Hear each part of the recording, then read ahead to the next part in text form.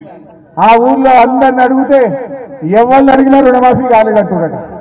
రూపాయికి 12 మంది రుణమాఫీ కాలేదంటున్నట.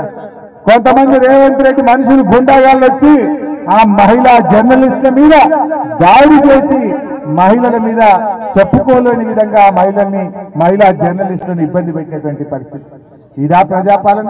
ఇవాళ జర్నలిస్టులపై ముఖ్యమంత్రి ఊళ్ళోనే 12 మందికి రుణమాఫీ కాలేదని చెప్పి అందరినీ అడుగుతా ఉంటే ఆ జర్నలిస్టుల మీద దాడి చేసింది.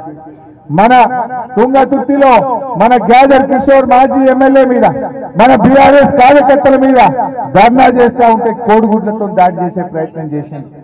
ఎప్పుడన్నా మనం ఇట్లా చేసినామా? ఇది అలా ప్రజాపాలన పేరు మీద ఇందిరమ్మ రాజ్యం ముసుగులో అక్రమాలు చేస్తా ఉన్నారు. రైతులకు నోటీసులు ఇస్తా ఉన్నారు. ధర్నాలు చేస్తే కేసులు పెడుతున్నారు. ఆనాడేమో రైతు రుణమాఫీ అన్నారు, ఇవాళ రైతుల మీదనేమో రణం చేస్తున్నారు. రైతుల మీద అక్రమ కేసులు పెడుతున్నారు. రైతుల్ని ఇబ్బంది పెట్టేటువంటి ప్రయత్నం చేస్తున్నారు. నేను మీ అందరినీ కూడా కోరేది ఒక్కటి, ఎట్టి పరిస్థితుల్లో బీఆర్ఎస్ కార్యకర్తలు రైతులు రుణమాఫీ అయ్యేదాకా పిడికిలు బిగించే ఉండాలి. మీ ఊళ్ళో ఎంతమందికి కాలేదో వివరాలు సేకరించి సునీతమ్మ గారికి, భిక్షమయ్య గారికి అందజేయండి. తప్పకుండా మేము ప్రభుత్వం దృష్టికి తీసుకుపోతాం.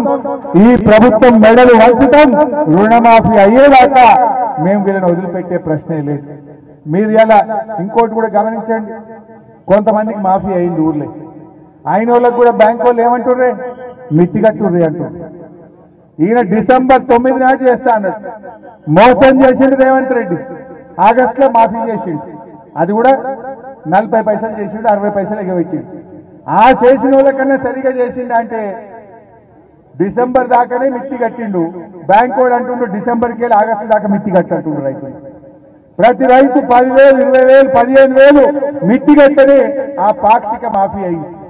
చెప్పింది 42 లక్షల మందికి, చేసింది 20 లక్షలకు. చేసిన 20 లక్షల మందికి కూడా పూర్తిగా చేయలేదు. రైతుల దగ్గర ఇవాళ బ్యాంక్ వాళ్ళు మిత్తి వసూలు చేసేటువంటి పరిస్థితి వచ్చింది. అంటే మొత్తంగా కూడా దగా చేసింది రేవంత్ రెడ్డి ప్రభుత్వం, మోసం చేసింది రేవంత్ రెడ్డి ప్రభుత్వం. సో మిత్రులారా, మాకింకా జనగాంలో కూడా ధర్నా ఉంది. పల్లా రాజేశ్వర రెడ్డి గారు తొందరగా రమ్మని ఒకటే ఫోన్లు కొడతా ఉన్నాడు. సో ఏంటిదన్నా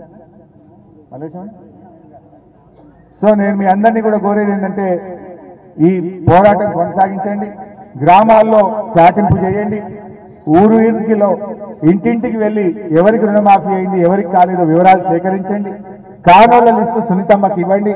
సునీతమ్మ మాకు ఇస్తే మేము చీఫ్ సెక్రటరీకి ఇచ్చి హైదరాబాద్ లో పోరాటం చేసి ప్రతి రైతుకు రుణమాఫీ అయ్యేదాకా బీఆర్ఎస్ పార్టీ మీకు అండగా ఉంటుందని చెప్పి మనవి చేస్తూ జై తెలంగాణ.